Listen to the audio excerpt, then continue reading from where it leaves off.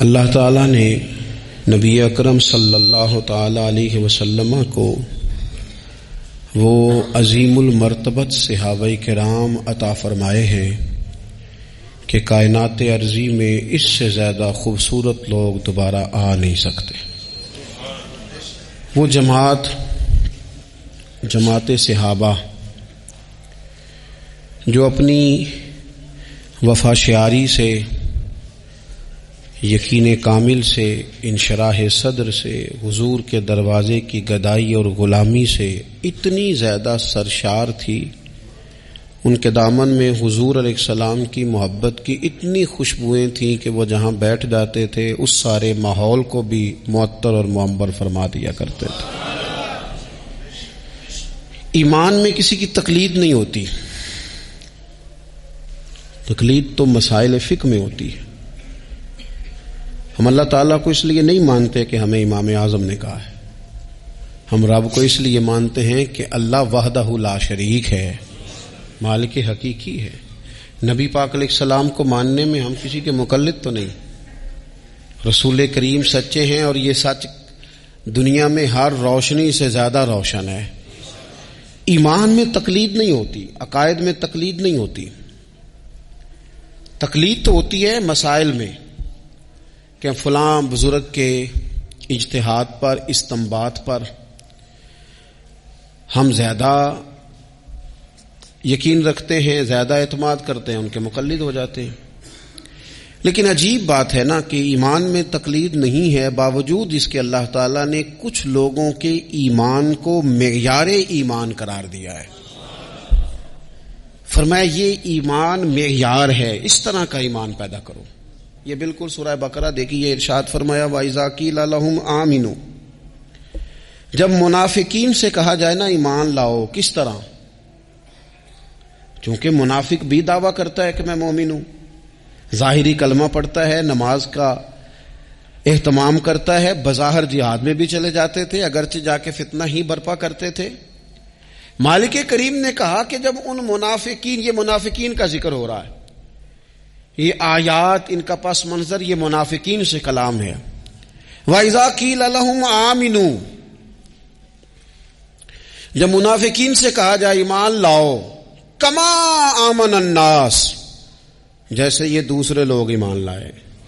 یہ کون دوسرے لوگ؟ سیدنا صدیق اکبر، حضرت فاروق اعظم، حضرت عثمان غنی، سیدنا مولا علی علیہم رضوان۔ جس طرح یہ صحابہ ایمان لائے ہیں اس طرح کا ایمان لاؤ۔ ان کا ایمان یہ معیار ہے، یہ معیار ہے کہ ایمان اس طرح کا ہوتا ہے، یہ کسوٹی ہے، ذرا اس پر پرکھو، ان کی زندگی کے شب و روز کو دیکھو، پھر اس پر پرکھو، اس طرح ایمان لاؤ جس طرح یہ میرے محبوب کے صحابہ ایمان لائے ہیں۔ تو ان کا جواب بھلا کیا ہے؟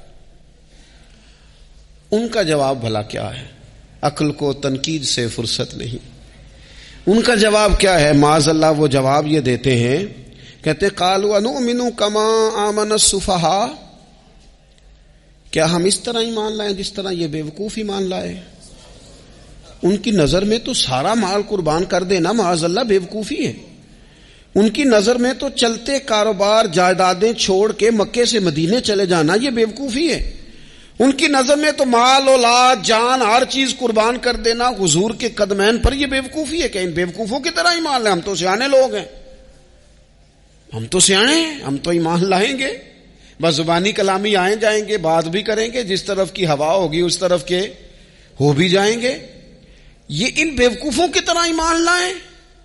کیا کہا تھا کسی نے؟ اس نے کہا تھا کہ محبت کو ظالموں نے عبادت دیا قرار۔ کچھ ایسے نادان ہوتے ہیں جو اہل محبت کو دیوانہ کہتے ہیں، وہ کہتے ہیں یہ تو نادان ہے، اس طرح بھی کوئی کرتا ہے؟ ٹھیک ہے، ہم بھی کلمہ پڑھتے ہیں، مسلمان ہیں، تو ہمارے لہجوں میں وہ حسن نہیں ہوتا، ہمارے پیالوں میں وہ صفائی نہیں ہوتی کہ جو خیرات آئے گی تو پھر وہ محفوظ رہ سکے گی۔ کائن بے وقوفوں کی طرح ایمان لائیں۔ تو رب کیا فرماتا ہے، اللہ کیا فرماتا ہے؟ سنیں جو حضور کے صحابہ پر بات کرے اس کے بارے میں رب کیا فرماتا ہے، اسے جواب میرا رب دیتا ہے۔ صحابہ کی بے ادبی کرنے والے کو جواب اللہ تعالیٰ ارشاد فرماتا ہے، فرمایا الا انہم ہم السفہاء ولکن لا یعلمون، فرمایا خبردار ہو جاؤ یہ خود بیوقوف ہے، لیکن بیوقوف کو پتہ نہیں ہوتا کہ میں بیوقوف ہوں. پاگل ہمیشہ کہتا ہے میں پاگل. فرمایا وَلَٰكِن لَّا يَعْلَمُونَ، لیکن انہیں اس بات کا علم، انہیں پتہ کوئی نہیں ہے، یہ خود بیوقوف. مقدر سکندر کا دیکھو پیاس سے، یہ بیوقوف ہیں. کیوں؟ کہ حضور کا دامن کرم بہ رہا ہے اور فیض یاب نہیں ہو سکے. جنہوں نے محبوب کریم کے دروازے سے خیر نہیں پائی، ان سے بڑا بھی کوئی بیوقوف ہوگا. مقدر سکندر کا دیکھو پیاس سے چلے جا رہے ہیں کنارے کنارے، دریا بہ رہا ہے اور ساتھ ساتھ پیاسا چل رہا ہے. اللہ فرماتے بیوقوف لوگ ہیں جو حضور کے صحابہ پر زبان تان دراز کرتے. تو عزیز دوستو، ان لوگوں کا ایمان معیار ہے، ان لوگوں کا ایمان وہ ہمارے سامنے روشن نمونہ ہے جس کی بنیاد پر ہم نے اپنے ایمان کو، تیقن کو، شب و روز کو مرتب کرنا ہے اور ترتیب دینا ہے. صحابہ کرام کی جماعت ساری بڑی شانوں والی، لیکن کچھ لوگ ایسے ہیں جن کا زیادہ تذکرہ نہیں ہوتا، تو بظاہر یوں محسوس ہوتا ہے کہ ہم نے عوام کو ان سے پوری طرح روشناس بھی نہیں کرایا. ایک شخصیت کا ذکر آج کریں گے جن کو میرے نبی پاک علیہ السلام نے فرمایا، حضور نے فرمایا، صحیح بخاری میں موجود ہے، فرمایا یہ نیک آدمی ہے. اور یار جسے رسول کریم کہیں بندہ نیک ہے، رجل صالح، حضور نے فرمایا نیک آدمی ہے. جو بالغ نہیں ہوئے تھے اور اس سے پہلے ہی کلمہ پڑھ لیا تھا، جو حج کے مسائل سب سے زیادہ جانتے تھے، جنہوں نے 60 سال مکے اور مدینے میں فتویٰ دیا، صحابہ ان سے فتویٰ لینے آتے تھے. جو بدر کی جنگ میں بھی گئے، احد میں بھی گئے، پر محبوب نے فرمایا عمر تھوڑی ہے، ابھی واپس جائیے. خندق میں شریک ہوئے اور اس کے بعد ہر جنگ میں شریک ہوئے. مستدرک میں موجود ہے، حضرت جابر ابن عبداللہ فرمایا کرتے تھے زمانہ بدلا تو کچھ لوگوں میں بھی تبدیلیاں آئیں. میں نے بڑی دنیا بدلتی دیکھی، پر جن لوگوں کو نہیں بدلتے دیکھا نا، ان میں یہ شخصیت ہے جو ہمیشہ ہر دور میں، ہر عمر میں نبی پاک کے طریقوں پر پوری طرح کاربند رہے. اوڑھنا، بچھونا، اٹھنا، بیٹھنا، چلنا، ہر وقت حضور کی محبت میں غرق ہو کے کیا. کون ہے بھلا؟ حضرت عمر کے بیٹے سیدنا عبداللہ ابن عمر رضی اللہ تعالی عنہ. ابھی بالغ نہیں ہوئے تھے، مسلمان ہو گئے، اور زندگی ساری مصلی سے لگ کے گزاری، عبادت کی، ریاضت کی، تقوی، جد و جہد، معاملہ فہمی، جہاد. والد امیر المومنین ہے، لیکن صاحبزادے کی خواہش ہے کہ مجھے فوج میں بھیجو، میں جہاد کرنا چاہتا ہوں، اور جہاد بھی سپہ سالار بن کے نہیں، سپاہی بن کے کرنا چاہتا ہوں. سب سے پہلی بات تو یہ تھی کہ علم و فضل بڑا تھا. صحابہ ان سے فتویٰ لیتے تھے. مسائل حج سب سے زیادہ حضرت عبداللہ ابن عمر جانتے تھے، اور فتویٰ دینے میں اتنے محتاط تھے، حدیث بیان کرنے میں اتنے محتاط تھے کہ بڑا سوچ سمجھ کے، غور کر کے. صحابہ فرمایا کرتے تھے یہ واحد بندہ ہے کہ جو 1 منٹ سے پہلے کہہ دیتا ہے. سب سے زیادہ مسائل آتے ہیں لیکن 1 منٹ سے پہلے کہہ دیتے تھے اس مسئلے کا مجھے نہیں پتا، تحقیق کروں گا، اگر پتہ چل گیا تو بتا دوں گا. فوراً کہہ دیتے تھے. ایک دفعہ ایک صاحب نے مسئلہ پوچھا تو چپ کر گئے، سوچنے لگ گئے. ہمارے ہاں نا لوگوں کو حاضر جواب کہلانے کا شوق ہے. یہ شوق بڑا خطرناک ہوتا ہے. اگر آپ حاضر جواب ہیں تو بڑی اچھی بات ہے، لیکن حاضر جواب کہلانے کا شوق تو نہ پیدا کریں. اگر آپ کو پتا ہے، صحیح بخاری میں حدیث ہے، نبی پاک علیہ السلام نے ایک دن پوچھا تھا صحابہ سے کہ وہ درخت کون سا ہے جس کی مثال مومن کی طرح ہے. تو حضرت عبداللہ ابن عمر کہتے ہیں مجھے پتا تھا کہ وہ کھجور کا درخت ہے، پر میں نے جواب نہیں دیا. کیوں نہیں دیا؟ فرمانے لگے ابو بکر صدیق بیٹھے، فاروق اعظم بیٹھے، مولا علی بیٹھے، بزرگوں کی موجودگی میں جواب دیتا پھروں؟ یہ ٹھیک نہیں ہوتا، یہ صحیح نہیں ہوتا. یہاں تو بڑے لوگ، امام غزالی فرماتے ہیں جب میں اپنے مرشد سے مرید ہوا تو مجھے کہنے لگے بیعت میں نے کر لیا، آج کے بعد نہ تقریر کرنی ہے، نہ مدرسے میں سبق پڑھانا ہے، نہ کسی کو مسئلہ بتانا ہے. اور یہ بڑا مشکل کام ہوتا ہے، بندہ مولوی بھی اور تقریر ہی نہ کرے، اسے زنگ لگ جاتا ہے، اور مسئلہ ہی نہ بتائے تو بدہضمی ہو جاتی ہے. یہاں تو جس کو 6 مسئلے آ جائیں وہ امام کو نماز نہیں پڑھانے دیتا. وہ کہتا ہے پہلے انٹرویو لوں گا تیرا کہ تو پورا تجھے آتا ہے، پھر آگے چلے گا تو. اتنے بڑے عالم کو شیخ نے منع کر دیا. تو کہتے ہیں شیخ کے پاس ایک شخص مسئلہ پوچھنے آیا تو میرے مرشد فرمانے لگے مجھے یہ مسئلہ نہیں آتا. تو امام صاحب کہتے ہیں کہ میں نے اسے کہا مجھے آتا ہے میں بتاؤں. کہتے ہیں میرے شیخ مسکرا پڑے, کہنے لگے غزالی میں تو تیرے ساتھ ساتھ اپنی میں بھی مارنا چاہتا تھا پر تیری ابھی مری نہیں. تو کہتا ہے میں بتاتا ہوں. کچھ دیر چھوڑ دے, سارے مسئلے بتانے نہیں چاہیے, کچھ پہ عمل بھی کرنا چاہیے. میرے عزیز حضرت عبداللہ ابن عمر اتنا بڑے مفتی ہیں, مفتی مدینہ ہیں, مفتی مکہ ہیں. لوگ مسائل حج پوچھتے ہیں, بڑے بڑے استنباط کرتے ہیں قرآن و حدیث سے. ایک آدمی نے مسئلہ پوچھا تو حضرت عبداللہ ابن عمر فرمانے لگے دیر تک سوچا. جب دیر ہو گئی سوچتے سوچتے تو وہ شخص کہنے لگا حضور اتنی دیر کیوں سوچ رہے ہیں؟ تو آپ فرمانے لگے تمہارا کیا خیال ہے کہ جو سوال تم مجھ سے پوچھتے ہو اور جو جواب میں تمہیں دیتا ہوں اس کے بارے میں رب مجھ سے سوال نہیں کرے گا؟ اللہ کی بارگاہ میں نے جواب نہیں دینا, تو میں سوچ سمجھ کے دے رہا ہوں تاکہ اس کا حساب دینا پڑے تو میرے لیے مشکل نہ ہو جائے. میرے عزیز حضرت عبداللہ ابن عمر سے کسی نے سوال پوچھا تو سیدنا عبداللہ ابن عمر رضی اللہ تعالیٰ عنہ کہنے لگے مجھے نہیں آتا اس سوال کا جواب.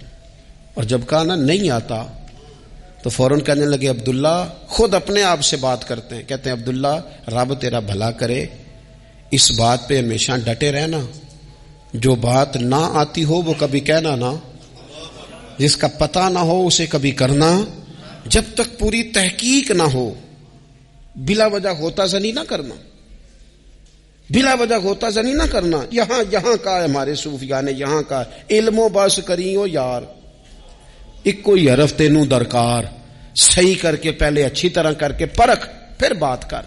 تو علم بڑا تھا, تقوی بڑا تھا.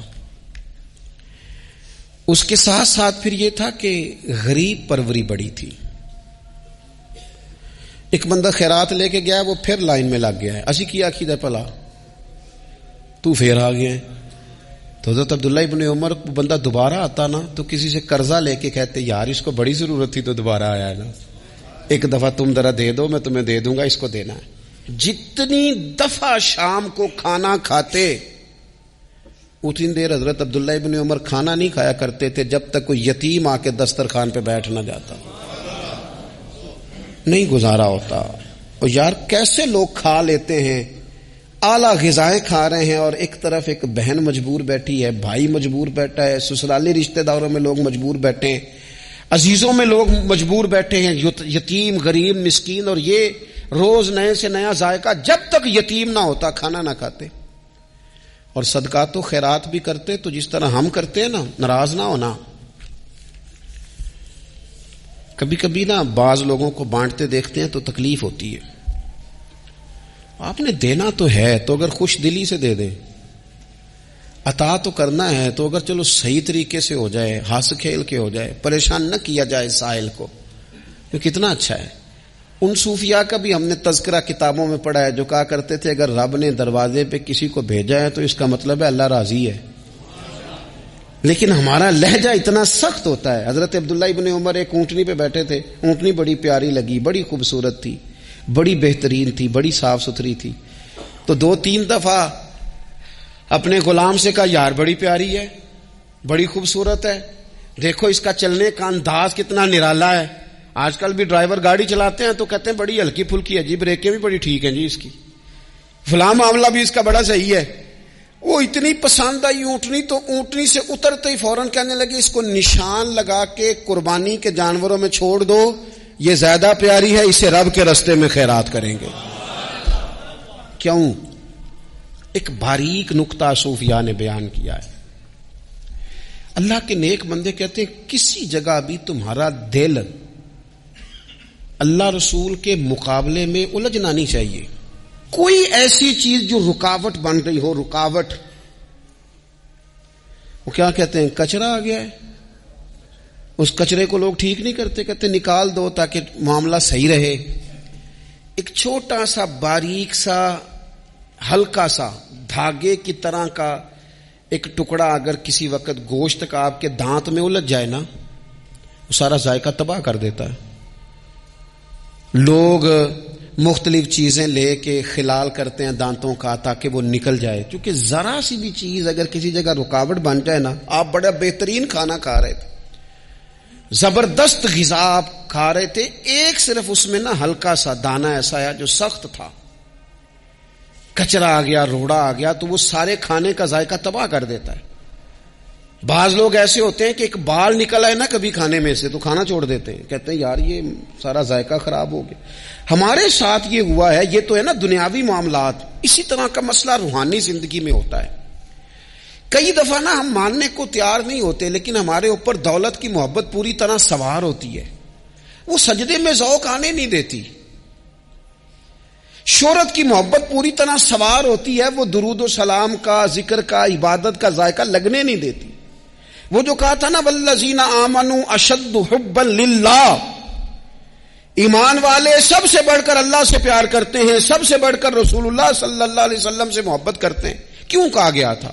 اس لیے کہ ان محبتوں کے مقابلے میں ذرا بھی کوئی اور محبت آتی ہے روحانی ذائقہ خراب کر دیتی ہے، ہمارا دل نہیں لگتا، ہم بور ہوتے ہیں، ہم پریشان ہوتے ہیں۔ مسئلہ یہ ہے کہ جس دل میں صرف رب رسول کو ہونا چاہیے تھا وہاں شہرت آ گئی ہے، شہرت کی محبت آ گئی ہے، دکھاوا آ گیا ہے، مال آ گیا ہے، کئی قسم کے ہم نے بت معاذ اللہ اکٹھے کر لیے، اور پھر وہ ساری کیف مستی آئے۔ یہ کیسے ہو سکتا ہے؟ حضرت عبداللہ ابن عمر رضی اللہ تعالی عنہ کے پاس ایک گدھا تھا، ہم پنجابی میں تو کہا کرتے تھے کہ بڑا ساؤ جانور ہے، بڑا دھیما ہے، بڑا اچھا ہے، سواری بھی کرتے تھے اس پہ، اس پر بوجھ بھی رکھتے تھے، اور بھی کئی کام، جانوروں کا چارہ بھی اس پہ رکھ کے لایا جاتا تھا۔ بہت سارے لوگ اس کی تعریف کرتے تھے کہ ظاہر ہے اس وقت یہ جانور ہر گھر کی ضرورت ہوتے تھے، لوگوں نے بڑی تعریف کی کہ جناب یہ گدھا بڑا اچھا ہے، بڑا عمدہ ہے۔ اب بعض چیزیں ایسی ہوتی ہیں جن سے دل لگ جاتا ہے۔ کچھ نوجوانوں نے گھروں میں بلی رکھی ہوتی ہے، گھوڑا رکھا ہوتا ہے، جانور رکھے ہوتے ہیں، ان کی پوری توجہ انہماک ہم دیکھتے تھے دیہاتوں میں کہ بزرگ اگر کہیں چلے جاتے تھے سفر پہ تو وہاں سے بھی پیغام بھیجتے تھے کہ گائے کو چارہ ڈالا کہ نہیں، بھینس کو نکالا کہ نہیں، تم نے باڑے سے دھوپ چھاؤں کا خیال کیا کہ نہیں، وہ چیز ذہن میں آ جاتی تھی۔ حضرت عبداللہ ابن عمر رضی اللہ تعالیٰ عنہ وہ گدھا چونکہ بڑا پیارا تھا، بڑا اچھا جانور تھا اور بڑے کام کرتا تھا، بہت سارے معاملات گھر کے اور کھیتی باڑی کے اس کے ذمے تھے، تو گھر والے بھی کہتے کہ اس جانور کی وجہ سے بڑی خیر ہے، بڑے کام ہو جاتے ہیں، آپ کا بھی خیال تھا۔ حضرت عبداللہ ابن عمر ایک دن گھوڑے سے نیچے اترے یا اس گدھے سے نیچے اترے تو خادم کو بلا کے کہنے لگے اسے لے جاؤ اور بیچ کے پیسے اللہ کے رستے میں خیرات کر دو۔ اب وہ خادم کا بھی اس سے دل لگ گیا تھا، جانور گھر میں ہوتا ہے دلچسپی ہو جاتی، کہنے لگا حضور وہ سارا محلہ تو اس کی تعریف کرتا ہے، سارے خاندان والے تو اس جانور سے دلچسپی رکھتے ہیں اور آپ بیچ رہے ہیں۔ آپ فرمانے لگے جس طرح سب کا دل اس کی طرف ہے نا کہ اچھا جانور ہے، میرا بھی ہو گیا ہے، لیکن میں اپنے دل کو سوائے رب رسول کے کسی اور طرف ہوتا دیکھ نہیں سکتا۔ اعظم بلا سے اپنی وہ ہستی ہی کیوں نہ ہو، اعظم بلا سے اپنی وہ ہستی ہی کیوں نہ ہو، جو چیز اس کی راہ میں حائل ہو پھونک دو، جلا دو ایسی ساری چیزیں جو ان کے راستے میں آتی ہیں۔ فرمایا اس کی طرف توجہ ہونے لگی ہے، لہذا میں اسے اب رکھ سکتا، مزاج تھا، طبیعت تھی، طریقہ اس طرح کا تھا کہ وہ۔ پھر ایک اور بات بڑی خوب تھی، حضرت عبداللہ ابن عمر ان لوگوں کی پذیرائی بڑی کرتے تھے جو خیر کا کام کرتے تھے۔ دینی کام کوئی بندہ بھی کرے اس کی پذیرائی ہو، اس کی تعریف ہو، خیر کے جملے ہوں تاکہ دینداری پھیلے۔ حضرت عبداللہ ابن عمر رضی اللہ تعالیٰ عنہ کو نا غلام آزاد کرانے کا بڑا شوق تھا۔ دیکھیں نا ایک بندہ کسی نے خرید لیا ہے، وہ اس کا پابند ہے، بڑی تکلیف میں ہوتے تھے لوگ۔ غلام 1000 سے زیادہ غلام آپ نے آزاد کرائے، تو آپ جب غلام خریدتے تھے نا تو نظر کرتے تھے جو غلام ذرا زیادہ نمازیں پڑھتا اسے آزاد کر دیتے۔ تو غلاموں نے اس طرح کیا، انہیں پتہ چل گیا، انہوں نے بھی نا لمبی لمبی نمازیں شروع کر دی، تو حضرت عبداللہ ابن عمر کو پتہ چلتا، آزاد کر دیتے۔ ایک دن آپ کے بیٹے کہنے لگے حضور یہ آپ کو دھوکہ دیتے ہیں، لمبی لمبی نمازیں پڑھتے ہیں، آپ آزاد کر دیتے ہیں، بعد میں پتہ نہیں 5 بھی پوری پڑھتے ہیں کہ نہیں پڑھتے۔ تو حضرت عبداللہ ابن عمر کہنے لگے پتر تیرا کیا خیال ہے، مجھے نہیں پتا۔ کہا حضور پتہ ہے۔ فرمانے لگے یہ مجھے رب کے نام پر دھوکہ دینا چاہتے ہیں، جو رب کے نام پہ دھوکہ دے روز دے، میں روز دھوکہ کھانے کو تیار ہوں۔ دوسری بات یہ تھی حضرت عبداللہ ابن عمر میں کہ نبی پاک سے محبت کوٹ کوٹ کے بھری ہوئی تھی، حضور کا ذکر آتا تو رو پڑتے، ان جگہوں پہ جا کے ڈھونڈ ڈھونڈ کے بیٹھتے جہاں نبی پاک نے وقت گزارا ہے. ایک درخت کا پتہ چلا کہ یہاں حضور تھوڑی دیر آرام فرما ہوئے تھے، انہوں نے دیکھا تھا یا انہیں معلومات ہوئی، تو ہمیشہ اس درخت کو پانی دیتے، اس کا خیال کرتے، کہتے یہ درخت ہمیشہ تر و تازہ رہے، یہاں میرے نبی پاک نے تھوڑا وقت گزارا ہے.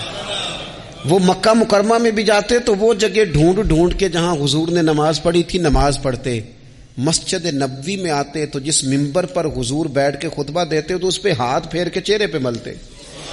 حضور کی قبر انور پر حاضری دیتے، السلام علیکہ یا رسول اللہ کہہ کے اس بارگاہ عالی مرتبت میں حاضری دیتے. حضرت صدیق اکبر کو سلام کرتے، حضرت عمر کو سلام کرتے. پیر سن ہو گئے ایک دفعہ چلتے چلتے، تو کسی نے کہا جس سے سب سے زیادہ پیار ہے نا اسے پکارو، پیر ٹھیک ہو جائے گا. تو فوراً کہنے لگے یا محمد صلی اللہ علیہ. اور یہ امام بخاری نے لکھا ہے الادب المفرد میں، خود امام بخاری لکھتے ہیں کہ حضرت عبداللہ ابن عمر نے یا محمد کہا اور ان کا پیر سویا ہوا ٹھیک ہو گیا.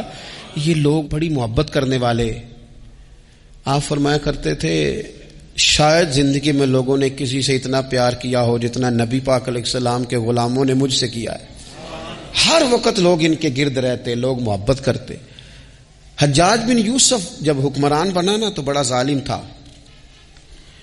اس کو یہ بات اچھی نہیں لگتی تھی کہ ہر وقت لوگ حضرت عبداللہ ابن عمر کے پیچھے گھومے. بادشاہوں کا خیال ہوتا ہے نا بادشاہ ہم میں تو پروٹوکول کوئی اور لے کے جا رہا ہے.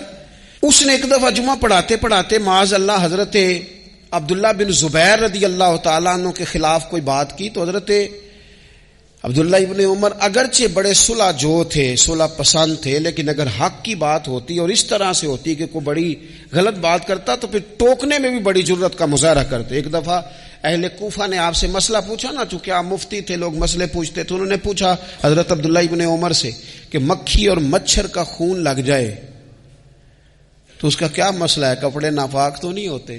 تو اس سوال کا جواب دینا چاہیے تھا نا، ہوتے ہیں کہ نہیں ہوتے. تو فرمانے لگے حسین ابن علی کا خون بہا کے اب مکھیوں کے خون کے مسئلے پوچھنے شروع کر دیے. اب تمہیں یہ والا خون نظر آنے لگا ہے؟ حضور کی اولاد پاک کو شہید کر کے اب ان مسئلوں میں آئے ہو؟ میں خیال نہیں آتا تمہارے دلوں میں گھٹن ہے حضور کی اولاد کے لیے اور دین کے مسئلے پوچھتے ہو. جاؤ پہلے کشادگی پیدا کرو، تیری نسل پاک میں ہے بچہ بچہ نور کا، تو ہے عین نور تیرا سب گھرانہ نور کا. پہلے کشادگی لاؤ حضور کی اولاد پاک کے لیے، پھر مسائل پوچھنا. حجاج بن یوسف نے کوئی بات کر دی، آپ نے ٹوک دیا.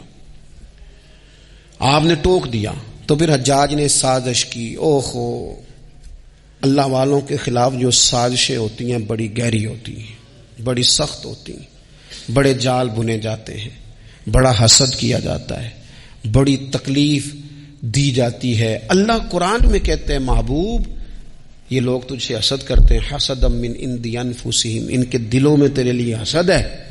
حسد کرتے ہیں لوگ، دور تک نکل جاتے ہیں حاسدین.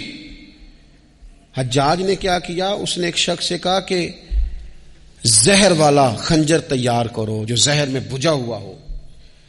اور چونکہ حج کے موقع پہ بڑا رش ہوتا ہے لہذا حج کے موقع پہ لے جانا. حضرت عبداللہ ابن عمر جب تمہارے پاس سے گزرے، بادشاہ میں ہوں، لوگ ان کے پیچھے ہیں، جب وہ تمہارے پاس سے گزریں تو ان کے پیر میں چبو دینا.